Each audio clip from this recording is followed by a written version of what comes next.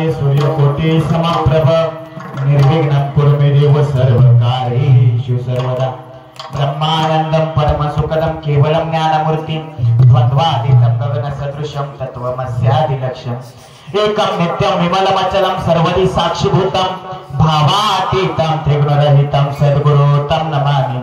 गुरुर्ब्रह्मा गुरुर्विष्णु गुरुर्देवो महेश्वरा गुरुर्साक्षात् परब्रह्म तस्मै श्री गुरुवे नमः।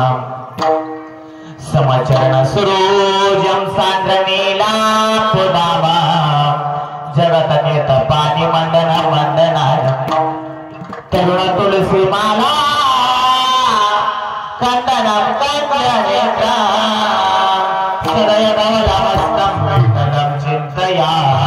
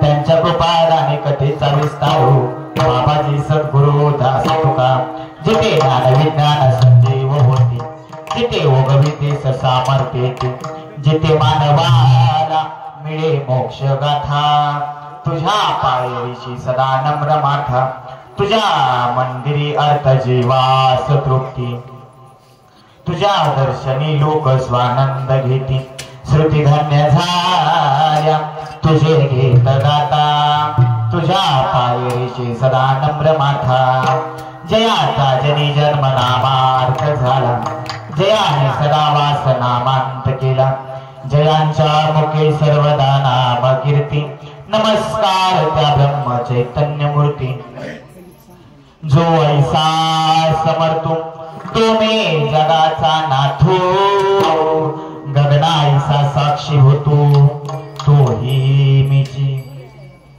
मामा जन्मे धनगर परे ते शेषाचे अवतार अधिकार ते सद्गुरुवर ज्ञानी पूर्ण बाळू मामा मी शरण आलो तुमच्या पाया बाळू मामा मी शरण आलो तुमच्या पाया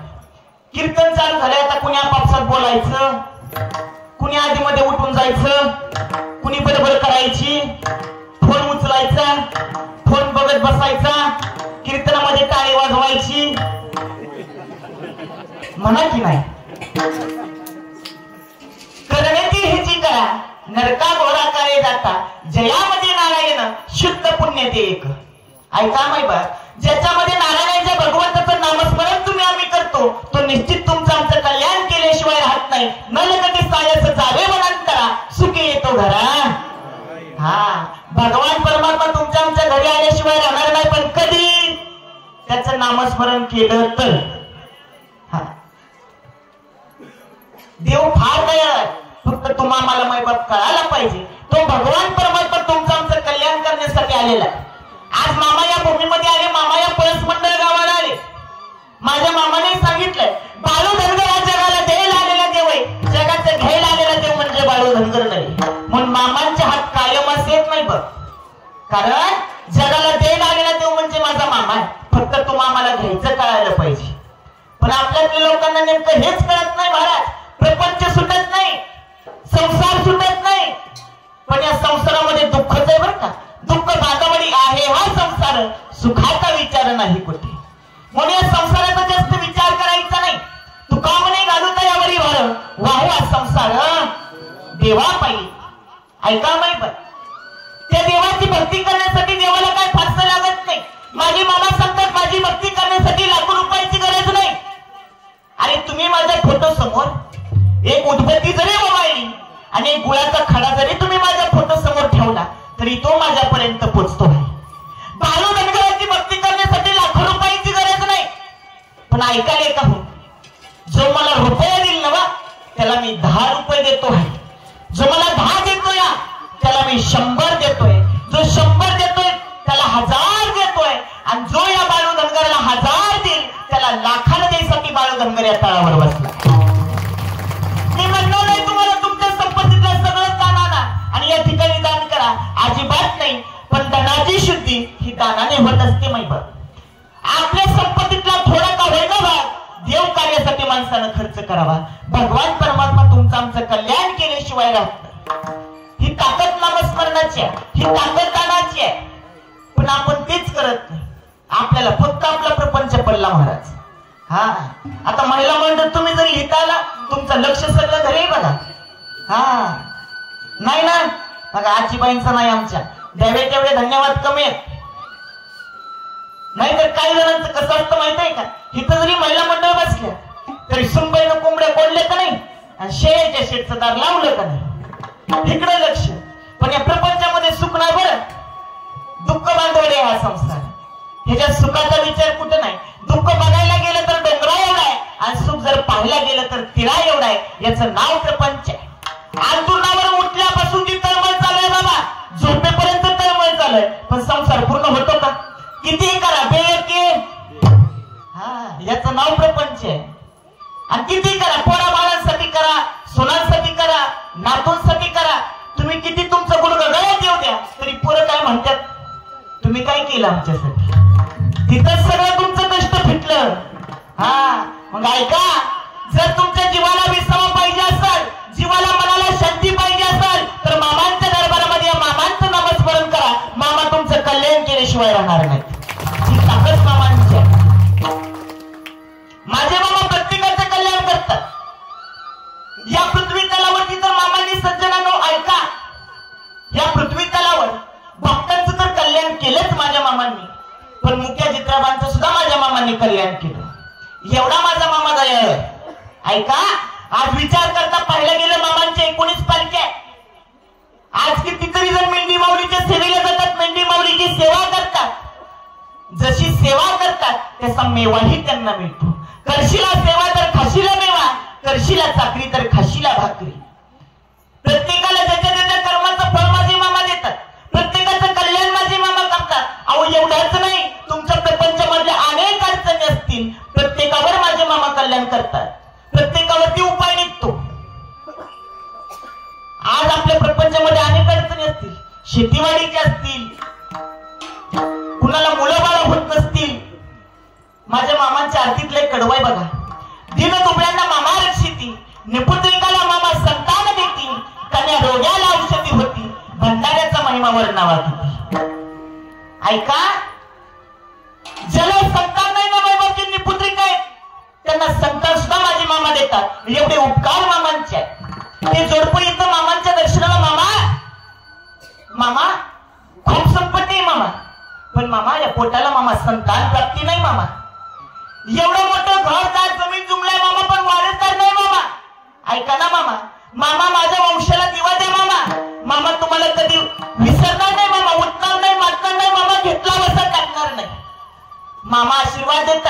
आता मामा सांगतात, अरे बाळू धनगर तर द्यायला चाललेला आहे, अरे मी तुम्हाला भरभरून आशीर्वाद देईन, फक्त तुम्ही मला विसरू नका. हे माझ्या मामाने सांगितलंय. जोडप येतं, मामांचं दर्शन घेतं, मामा आशीर्वाद देतात. अहो पुढच्या वर्षी जोडप बाय घेऊन मामांच्या दर्शनाला येतं. काय आशीर्वाद द्यावा माझ्या मामांनी. प्रत्येकाच्या नवसाला पावणारा देव म्हणजे माझा मामा आहे. ते जोडप मामांच्या दर्शनाला आले ना, आनंदानं काय म्हणतं माहिती का? बाळू मामा पावलाला संसारी रंगला, बाळू मामा पावलाला संसारी रंगला.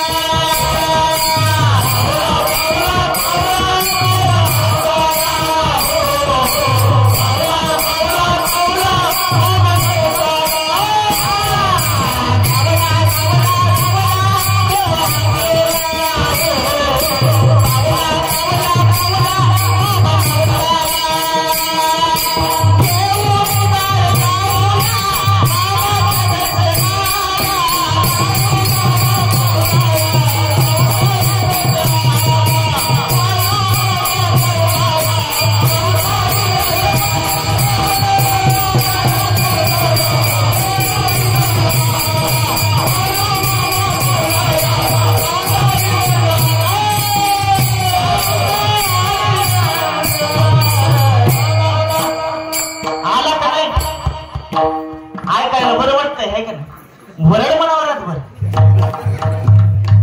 नरडपाक घेता येतोय महाराज. आधीच एक तर प्रकृती बरी नाही,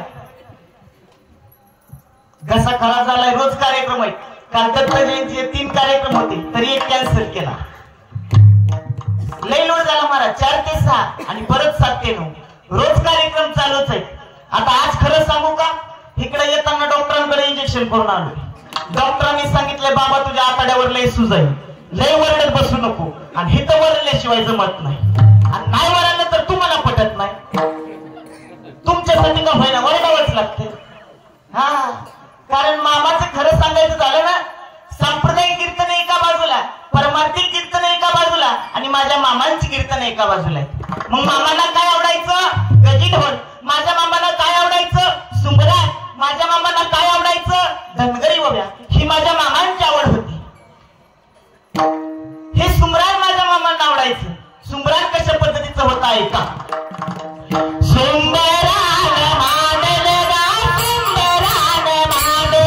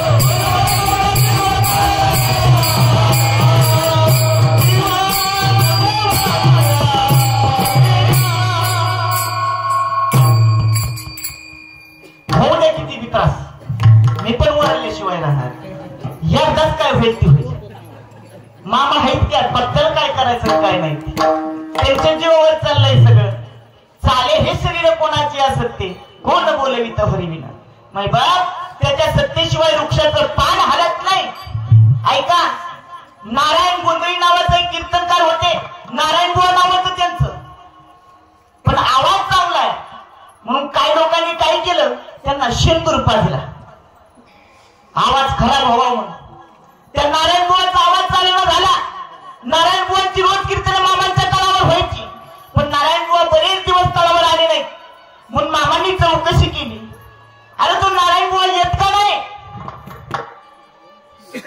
तेव्हा मामांच्या सेवेकरांनी सांगितलं मामा नारायण बुवांची समस्या फार मोठी अवघड आहे नारायण बुवांचा आवाज केल्यामुळे त्यांना शेंदूर पडलंय तेलामध्ये मामा म्हणतात जावा नारायण बुवाच्या घरी आणि त्यांना सांगा मामांनी बोलवलंय म्हणून सगळे सेवेकरी नारायण बुवांच्या घरी गेले आणि नारायण बुवांना सांगितलं मामाने तुम्हाला निरोप घाललाय आणि मामांनी तुम्हाला बोलावले नारायण बुवा म्हणतात मला बोलणं होणार नाही मला कीर्तन साधणं होणार नाही मला गाता येणार नाही कारण माझा घसा खराब झालाय पण मामांनी सांगितलं होतं नारायण बुवा काही जरी म्हणलं कसल्याही परिस्थितीत तुम्ही नारायण बुवाला तळावर घेऊनच यायचं सेवेकरांनी ऐकलं नारायण बुवांचं नारायण बुवांना घेतलं आणि मामांच्या तळावर आले मामा म्हणताय बुवा काय झालं मामा मामा शेंदूर पाजला तेलामध्ये आवाज गेला हो मामा अरे मी आहे ना मग कशाला काळजी करतोय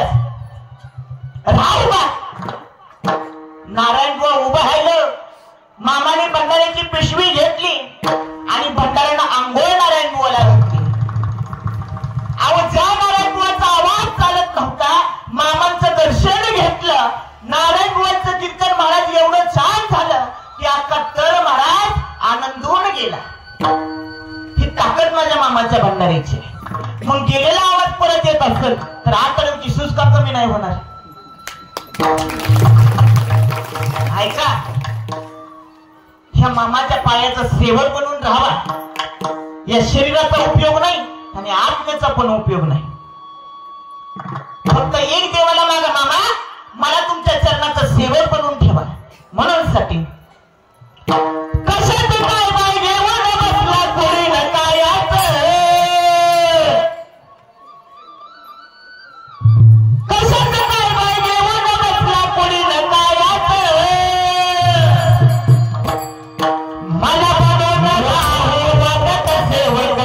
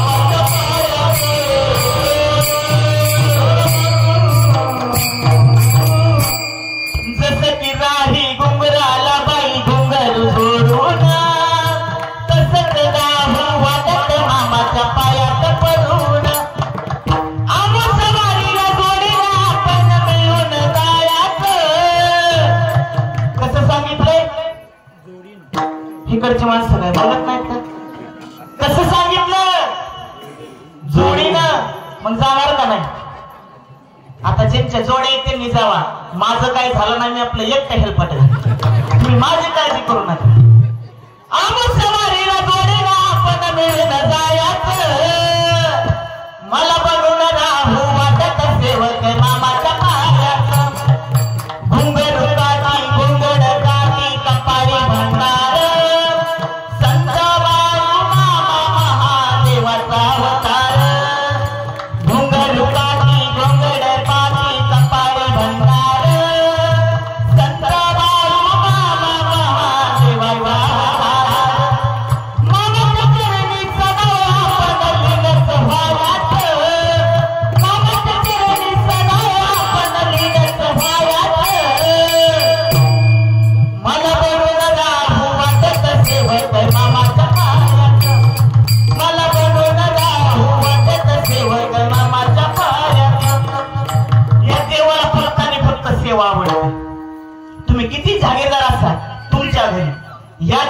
सेवक बनून यायचं.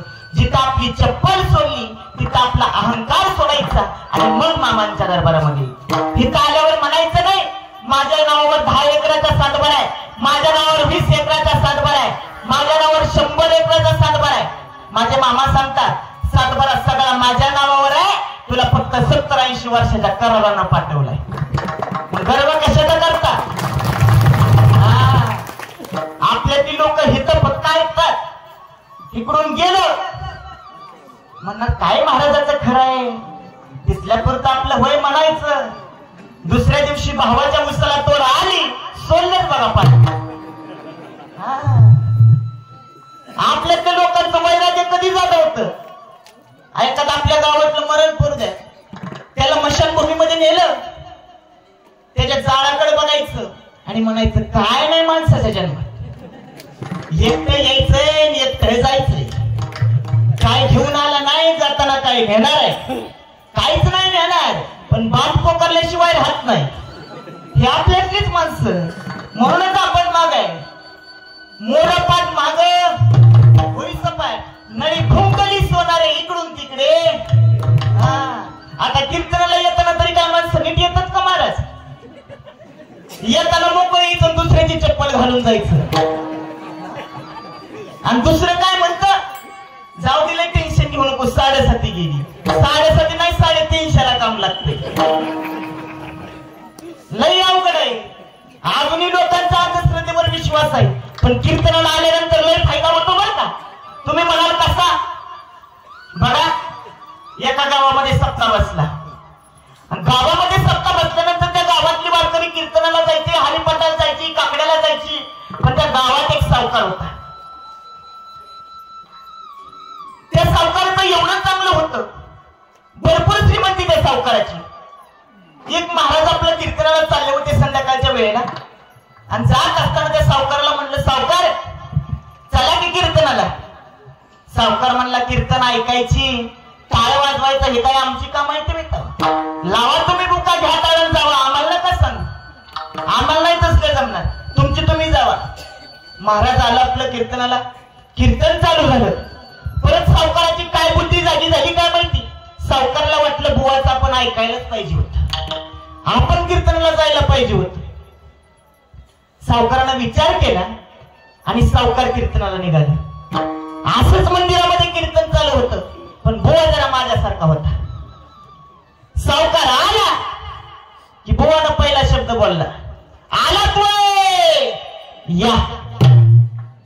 सावकार म्हणला बुवानं आपल्यावरच कीर्तन करायचं ठरवलंय का काय काय माहिती. सावकार म्हणला आता ह्या बुवाचं ऐकून उपयोग नाही, आपण बसावं. सावकार बसायला लागला की बुवानं दुसरं वाक्य ठोकलं, बसता बसा. आता सावकारनं विचार केला, बुवा तर आपल्याच कीर्तन करायला लागला तर इथं बसून पण उपयोग नाही, हितनं उठल्यालाच बरं. सावकार उठायला लागला तर महाराज काय म्हणतात, उठावे उठा. आता सावकार म्हणतात जा बसून तरी काय उपयोग, हितनं गेलेलंच बरं. सावकार घरी निघायला चालला, महाराज म्हणतात जातावे जावा. सावकाराची मात्र 4 वाक्य पाठ झाली, आला तू या, बसताय वे, उठताय वे, जाताय तर. 4च वाक्य परफेक्ट केली. कीर्तनामधून चांगलं नाही काय घेतलं तरी चालतंय, पण तेवढं डोक्यात घेतलं. आला तर या, बसताय तर बसता, उठताय तर उठान, जाताय तर. एवढं सावकारानं डोक्यात घेतलं. सावकाराच्या अंगणामध्ये सावकारानं बाज टाकली आणि निवांत झोपला.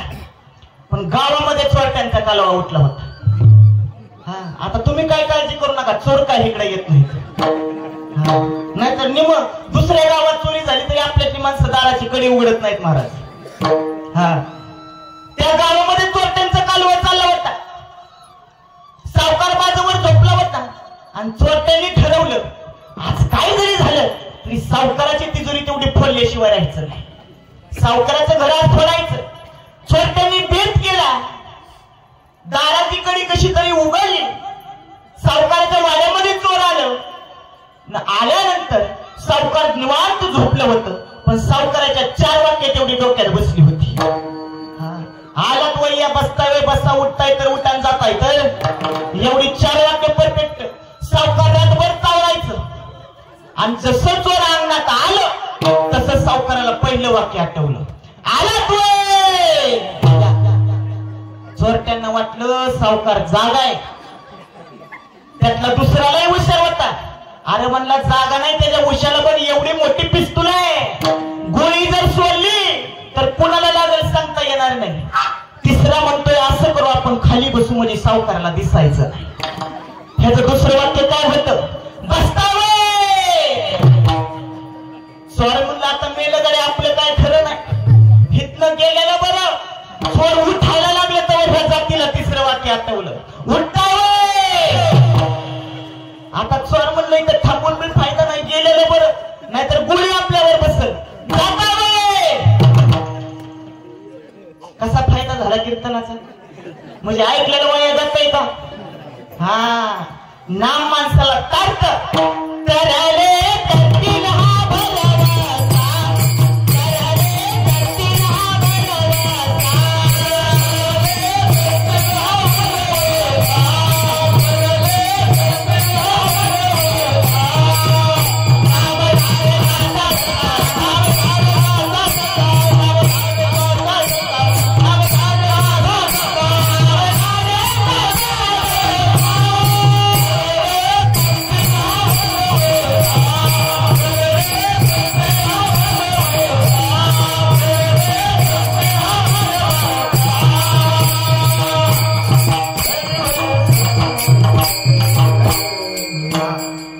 देवाची भक्ती करण्यासाठी मला फारसं काय लागत नाही, पण आपल्यातल्या लोकांना नेमकं तेच कळत नाही. हा, आपल्यातले माणसं बघा देवपूजेला बसल्यावर कशी बसतात, काय घेतात देवपूजा करायला? गंगाळेच की. आता त्याचं खरं नाव काय माहित आहे का बाबा? गंगाले. आता आपल्यातली लोक काय म्हणतात? काशी करायला गेल्यावर गंगेमध्ये स्नान केलं तर सगळी पाप मुक्त होतात. आता मी काय कधी केली नाही काशी, पण तुम्ही गेलता का काशीला? असं म्हणतात काशीला गेल्यानंतर सगळी पाप मुक्त होतात, पण ते दुसरा नियम शास्त्र सांगतं काशीला गेल्यावर परत माघारीच यायचं नसतं. म्हणून आपल्या माणसं म्हणतात घरी जर लय उशिरा आलं का नाही, कुठे गेलता काशी करायला म्हणतात का नाही अजिबाई? हा, तुमचं जास्त रपट असतं बघा. बघा, त्या गंगेमध्ये देवाचं रोज स्थान व्हावं म्हणून ते गंगालय, पण आपल्या तिने केलं गंगाळ.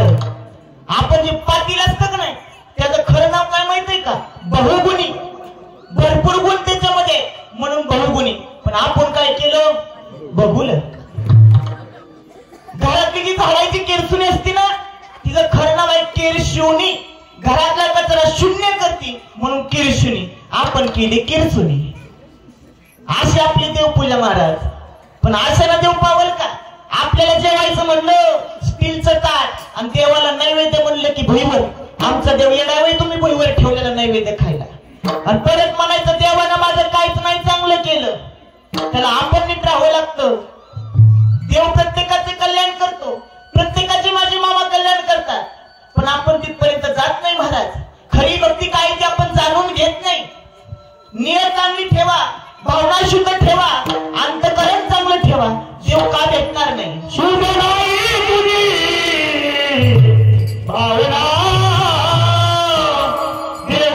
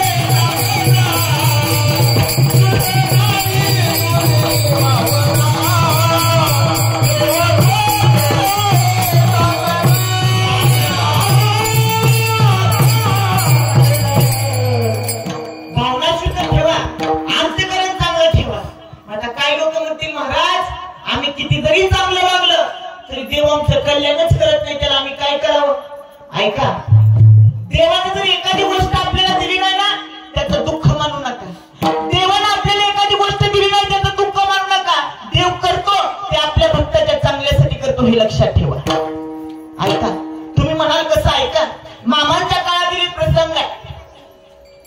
बाळू नावाचा एक मुलगा होता. त्या मुलाला दिसत नव्हतं. त्याला जन्मल्यापासून दृष्टी नव्हती. त्या मुलाला दिसत नव्हतं. पण कुणीतरी त्या बाळूच्या वडिलांना सांगावं, बाळू मामा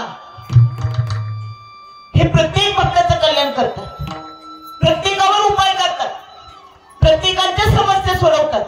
तुम्ही एकदा काय करा, तुमच्या बाळूला घेऊन मामांच्या तळावर जावा. मामा निश्चित त्याला दृष्टी देतील, निश्चित तुमच्या मुलाला दिसल.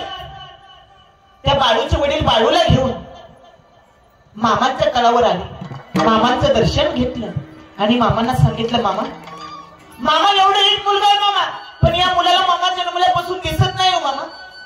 मामा मामा माझी एक विनंती आहे तुम्हाला मामा. मामा कळकळीची विनंती आहे. मामा काय पण करा, पण मामा माझ्या मुलाला दृष्टी द्या मामा. मामा म्हणाले, ठीक आहे, तुझं समज खरं आहे, पण माझी एक आट आहे. कोणती आट आहे मामा? मी तुझ्या मुलाला बंधारा लावत त्याला दिसायला लागल, पण ज्यावेळी त्याला दिसायला लागल त्यावेळी करावं लागल. काय मामा, काय करावं लागल? मी पुढे पडेन, तुझ्या मुलाला पाठीमागनं यायचं आणि माझी पाठ शिवायची. मी पुढे धावल्यानंतर तुझ्या मुलाला जर माझी पाठ शिवली तर त्याला कायमची दृष्टी देईन, पण त्याला जर मला नाही शिवलं तर त्याची दृष्टी मात्र मी परत माघारी काढून घेईन. आहे का मंजूर? त्या पोराच्या बापांना बाळूला विचारलं, बाळू आहे का मंजूर तुला? बाळू म्हणाला, होय बाबा, मामाच्या आत मला मंजूर आहे मामा. मामा तुमच्या आत मंजूर आहे मला. मामानी भंडारा त्या पोराला दिसू लागला. मामा पुढे पडतात, पोरगो मागे पडतंय. मामा पुढे पडतात, पोरगो मागे पडतंय. बराच वेळ गेला, पोरग जमलं महाराज, पण मामांची पाठ त्या मुलाला शिवता आली नाही. निराशांतकरण झालं. पोरग परत तळावर आलं. मामा आले. सगळे मंडळी बसली होते. मामा म्हणताय, या मुलाला दृष्टी दिली, पण त्याला माझी पाठ शिवता नाही आली. आता याचा उपयोग नाही, याची दृष्टी मी काढून घेणार. परत पोरला आता तुम्हाला परत दिसेन असं झालं. पण मामाने आशीर्वाद दिला, तू कोणतंही कार्य कर, तुला माझा आशीर्वाद नक्की मिळाल्याशिवाय राहणार नाही. ते आपले घरी गेले आणि गावातल्या लोकांनी मामांना प्रश्न केला, मामा मामा तुम्ही असं का हो केलं? मामा त्या पोराला दृष्टी दिली, दिसू लागलं आणि परत त्याची नजर तुम्ही काढून घेतली. त्यावेळी मामांनी सांगितलं, मी जर त्याला दृष्टी कायमची दिली असती ना, त्याच्या हातून 7 खून झाले असते. किती? 7 खून झाले असते. मग असं होऊ नये म्हणून मी त्याची दृष्टी काढून घेतली. ऐका, मी जे करतो ना ती माझ्या भक्ताच्या चांगल्यासाठी करतो. भविष्यात ते पोरग किराणा दुकान टाकेल, पण चांगल्या माणसाला व्यवहार करणार नाही. एवढा तो अंधत्व असून चांगल्या पद्धतीने व्यवहार चालवेल. हे माझ्या मामांनी सांगितलं. मग हे उपकार किती संत महात्म्यांची तुमच्या आमच्यावरती. देव देत जर असला तर भक्ताच्या चांगल्यासाठी देतो, पण काही जर गोष्टी आपण आपल्याला देवाने नाही दिल्या तर देवावर नाराज होऊ नका, कारण देवाचे संत महात्म्यांचे तुम्हामावरती फार उपकार असतात. अभंगाचं प्रथम चरण तुम्ही काय सांगा, काय सांगा, काय Oh,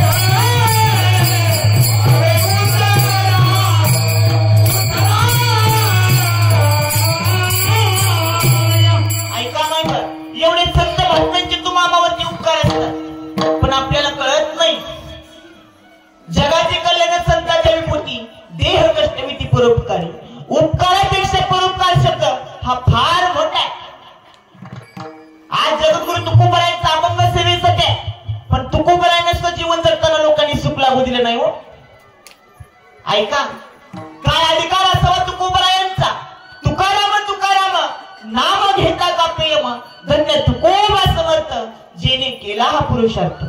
पण त्या तुकोबरायला जीवन जगताना लोकांनी सुख लागून दिलं नाही.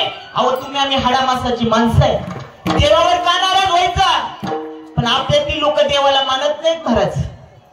पण सांगतो ऐका, कुणी देव मानतील अथवा न मानतील हा ज्याचा त्याचा व्यक्तिगत प्रश्न आहे. कुणी देव मानतील अथवा न मानतील हा ज्याचा त्याचा व्यक्तिगत प्रश्न आहे. पण देवाने आपल्याला मानले म्हणून तुम्ही इथं बसलाय आणि मी इथं कीर्तन सांगतोय. ज्या दिवशी देव आपल्याला मानणार नाही, ज्या दिवशी देव आपल्याला मानणार नाही, त्या दिवशी आपल्या दारामध्ये मोठी गर्दी झालेली पाहायला मिळेल. पण ती गर्दी आपण पाहायला नसणार, या गोष्टीचं मोठं दुःख आहे. देव जरी स्थळी काष्टी पाशाने, फक्त तुम्हा आम्हाला कळत नाही माहिती. देव प्रत्येकाचं कल्याण करतो पण आपण तिथपर्यंत जात नाही महाराज.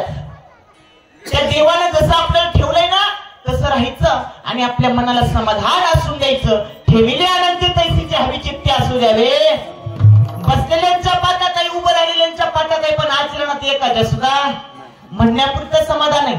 पण ऐका, लाख रुपयाचा बंगला असून कोट रुपयाचा बंगला असून उपयोग नाही. त्या बंगल्यामध्ये सुखाची झोप आहे का?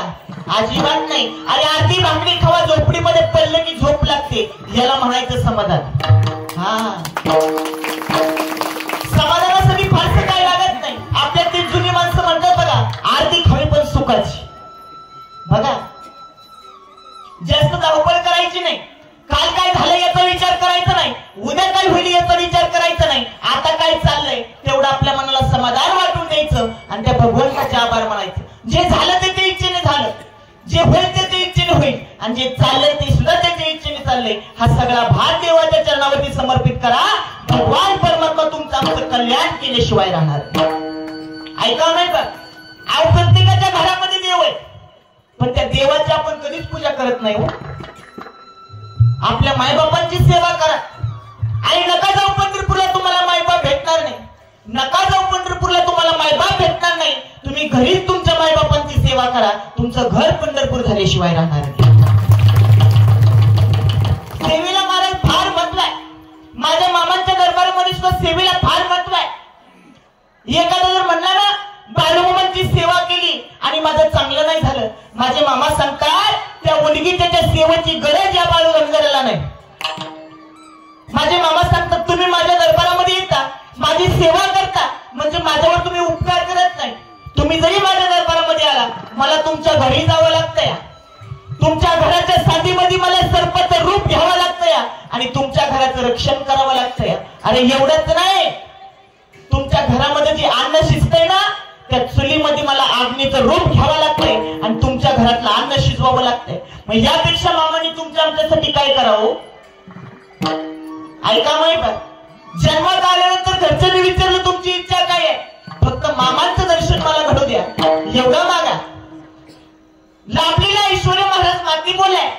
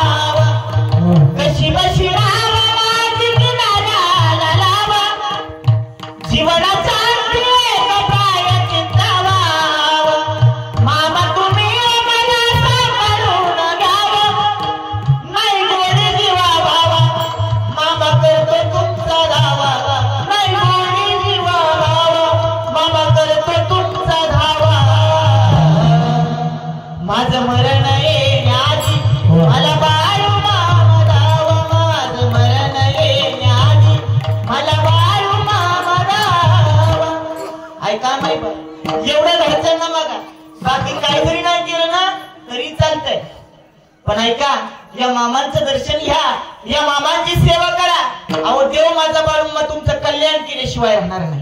ही ताकद माझ्या मामाची, ही सामर्थ्य माझ्या मामांचं. मामामध्ये कोणी साधी सुधी व्यक्ती नाही, माझ्या मामामध्ये कोणी साधी सुधी व्यक्ती नाही.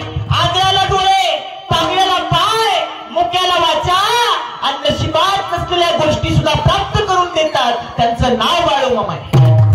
हा, मुका लागे बोलू, पांगळा लागे चालू, आंधळ्यालाही देई दृष्टी, अशा हे माझ्या बाळू मामांची सृष्टी. एवढे भक्ताचं कल्याण माझे मामा करतात, पण त्या मामांची सेवा करा. अहो का देव तुमचं आमचं कल्याण करणार नाही? आज खरं सांगू का, या मंदिरावर मामांची मेंढी माऊली सुद्धा येऊन गेली. गावाचं भाग्य आहे. हा, नशिबवान लोक आहे तुम्ही. आनंद वाटला मनाला. एवढी सेवा खरंच खूप छान. द्यावे तेवढे धन्यवाद सगळ्यांना कमी. महाराजांची सुद्धा व्यवस्था चांगली आहे. अजून तुम्ही मला एकदा ग्रामपंचायत मध्ये घातलं. सगळे लोक चांगले आहेत. ह्या ग्रामपंचायत मध्ये बसलं की मला वाटतं मी सरपंच आहे का काय. खरंच गावातली लोक लय वारी, नियोजन चांगलं. त्याने तेवढे धन्यवाद कमी. विठ्ठला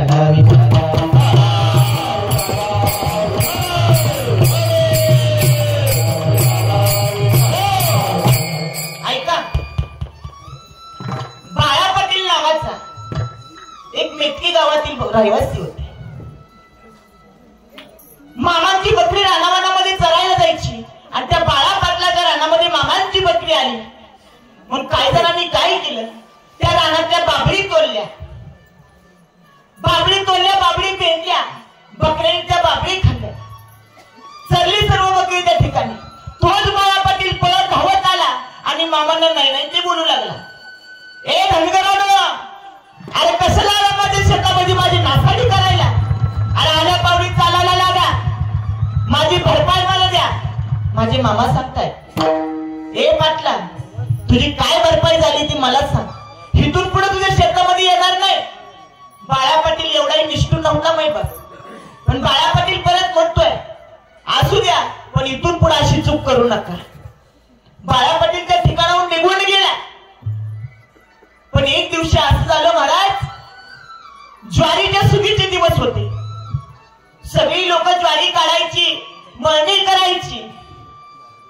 तशी त्या बाळा पाटलाच्या शेतामध्ये बाळा पाटलाची ज्वारी काढण्याची सुगी चालत. 200 कडबा निघलाय. ज्वारी मोडण्याचं काम चालय, ज्वारी मोडून झाली. आता मळणी करायची, ज्वारी करण्याची वेळ आली. संध्याकाळची दिवे लागण झाली आणि दिवे लागण झाल्यानंतर माझे मामा त्या बाळा पाटलाच्या रानामधून येत आहेत आणि मामा सांगतायत, ए पाटला माझा ऐकशील का जरा? पाटील म्हणतो, काय मामा? तू असं कर, आता सांच्या वेळेला रास भरू नकस, तांबडं फुटायच्या वक्ताला तू रास भर. पण काय व्हायचंय मामा ह्याच? बघितलं तर 200 कडबा 2 पोती ज्वारी व्हायची पंचायत. अशी काय ज्वारी होणार आहे याला? पण परत पाटील मनामध्ये विचार करतोय, एकदा या धनगराचं ऐकून तरी बघावं. पाटील मामांनी सांगितल्याप्रमाणे तांबडं फुटायच्या वेळेला 2 पोती घेऊन आल्या. ज्वारीची मळणी चालू झाली. 1 पोतं भरलं, 2 पोती भरली. परत घरच्या पोराला 2 पोती आणायला सांगितली. 4 पोती भरली, 6 भरली, 8 भरली, 10 भरली, 15 पोती झाली. 200 कडबा 20 पोती झाली. पाटील दमून गेला. परत पोरानं 2 पोती आणली. बघता बघता 22 पोती ज्वारी त्या पाटलाला झाली. तेव्हा पाटलाला कळालं मामा कोण आहे. दुसऱ्या दिवशी पाटील मामाला शोधत शोधत शोधत मामाच्या तळावर आला. मामाला शरण गेला, मामा माझं चुकलं, तुम्हाला ओळखण्यामध्ये मामा माझी चुकी झाली. मामा मला एकदा मामा माफ करा, पण मामा या गरीबाच्या घराला मामा तुम्हाला एकदा यावं लागतं. माझे मामा सांगतात, अरे मी येईन, पण ती वेळ आली पाहिजे. वेळ आल्यानंतर मी माझ्या प्रत्येक भक्ताचं कल्याण करतो आणि त्याच्या घरी जाऊन त्याला आशीर्वाद सुद्धा देतो. कोणत्या रूपात येईल, कोणत्या वेळेला येईल, कधी येईल हे मात्र सांगता येणार नाही. पण ऐका, हो बाळू धनगर जे आहे ना प्रत्येकाचं कल्याण करतो. अरे एखाद्याला जर चांगलं जर करायचं म्हणलं ना एखाद्याचं चांगलं जर करायचं म्हणलं तर बाळू धनगर त्याला डोक्यावर घेऊन पण नाचतो. पण एखाद्यानं जर माझ्या दरबारामध्ये गद्दारी केली तर त्याला मातीमध्ये गाडून त्याच्या डोक्यावर पण उभा राहतो. मामाने त्याला शब्द दिला, पाटला यो बाळू धनगर तुझ्या घरी आल्याशिवाय राहणार नाही. बघता बघता बरेच दिवस गेले आणि बऱ्याच दिवसानंतर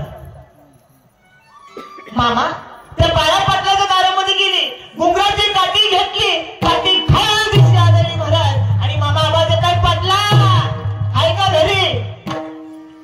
पाटलाने मामांचं स्वागत केलं. मामा पाटलाच्या बाजूवरती येऊन बसले आणि पाटलीनबाईला मामा काय म्हणतायत, पाटलीनबाई मला तुमच्या घरी जेवण करायचंय, मला आंबोळ्या आणि दूध खायचंय.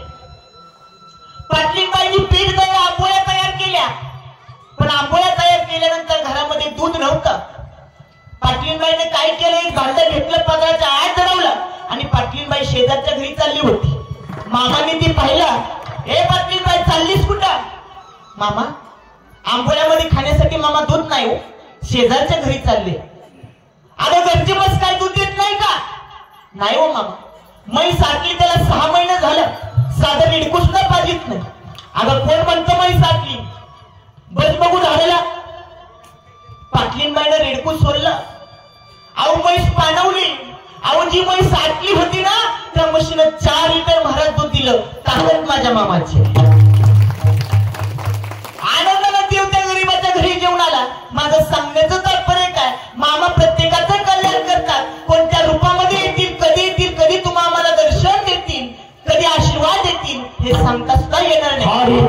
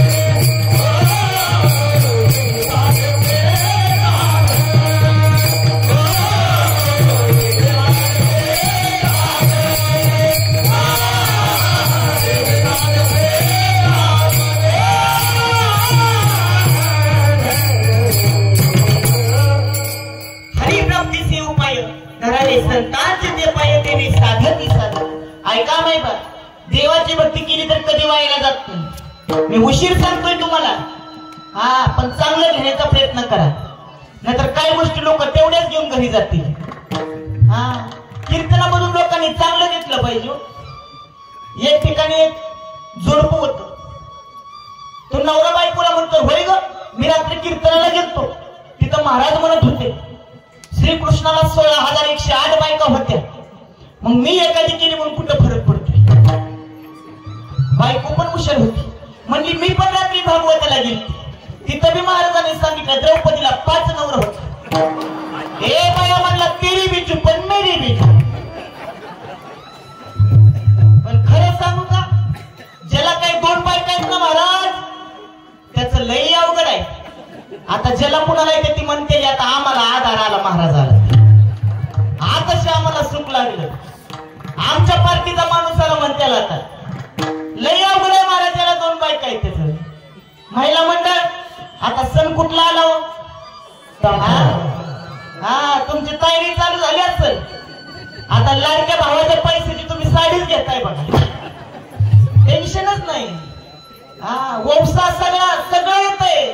2,500 होता आता 2,100 येते, काळजीच करायची नाही. पण खरं सांगू का, ज्याला काय महाराज 2 बायका आहे त्याचं लय हाल आहे. एकदा एक ब्राह्मण काका होत, त्या ब्राह्मण काकाला 2 बायका होत्या. आता तुम्ही म्हणाले ब्राह्मण काका 2 बायका कशा पण असत्यात, समजायचंय आपल्याला, आपल्याला बघायला जायचंय का? त्या ब्राह्मण काकाला 2 बायका होत्या. जी थोरली होती अगोदर केलेली ती मात्र स्वयंपाक छान बनवायची. काका वजिनीचं खायचं. काकाची तब्येत चांगली आगडवून झालेली होती. काकाची 5 बोट तुपात. पण जी धाकटी होती ती काकाला मात्र वैतागून सोडायची.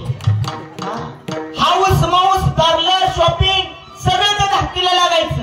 काका तिच्या पैशानच बेजार झालं होतं. बघता बघता संक्रांतीचा सण आला. काकाने थोरलीला पण तेवढेच पैसे आणि धाकटीला पण तेवढेच पैसे दिले. दोघी पण शॉपिंगला गेल्या. पण थोरलीनं काही एवढी शॉपिंग केली नाही. जरा खेळाच्या भाजीला सामान जास्त आणलं. धाकटीनं शॉपिंग कमी पण खेळाच्या सामानाला भाजीला सामान कमी आणलं. पण धाकटीनं जशी खाली भोगीच्या दिवशी महाराज फोडणी दिली त्या खेळाचा वास काका वरच्या मजल्यावर बसलो होतो. लाकडी वाडा होता 2 मजली. वरच्या मजल्यावर थोरली, खालच्या मजल्यामध्ये धाकटी. नाही, खाली थोरली वर धाकटी. माझं पण चुकतंय जरा. कसं आहे माहित आहे का? 2 बायका आहेत त्याचा किती गोंधळ होत असेल सांगताना एवढा होतोय म्हणलं. थोरली होती खाली, धाकटी होती वर. खालचीनं काय केलं महाराज खेळाला अशी फोडणी दिली काका वर बसलं होतं. काकाच्या नाकामध्ये वास. काकाला कुठं दम निघतोय त्याचा. खालची नावा दिला. हो दादी ऐकलं का मी काय म्हणते? तिळाच्या भाकरी केल्यात, झणझणीत खेळणार केलंय. एक काम करा तुम्ही माझ्या घरी आज जेवायला या. तेवढं ऐकलं धाकटीनं. म्हणली कसं जाताय तीच बघते आणि कसं घेणार खायला घालते ती पण बघते. आज तुम्ही जेवला तर माझ्यात. थोरली म्हणली येताय का नाही? धाकटी म्हणली कसं जाताय तीच बघते. आला का नाही? परत तर म्हणली कसं जातोय तीच बघते. जाताय वर न जातोय वर आली. व काकाला काय सुचना. सगळ्या मधल्यामध्ये गोंधळ. आणि खालीवर जायसाठी होती लाकडाची शिडी. कशाची? लाकडाची. बर काका होत पण काकाला भली मोठी शिंडी होती. खालचीनं काय केलं निम्या पायऱ्यापर्यंत आली.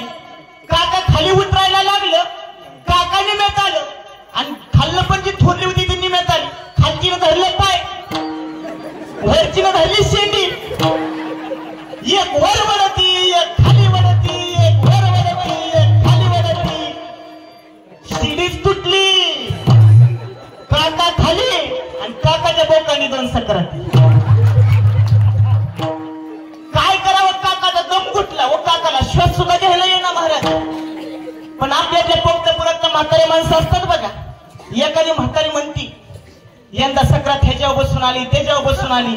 मग त्या म्हातारीनं विचार केला बया यंदा सक्रात कशावर बसून आली ती तरी काकाला विचारती. म्हातारी काठी टेकत काठी टेकत काठी टेकत त्या काकाच्या वाड्यावर आली. काकाला बाहेरच आवाज दिला. काका यंदा सक्रात कशावर बसून आली? काका म्हणलं बसली माझ्या छताडाव. कुठं बसायची? माझं सांगायचं तात्पर्य काय झालं? काय 2 बायका आहेत ना महाराज त्याचं लय हाल आहे. विठ्ठला विठ्ठला.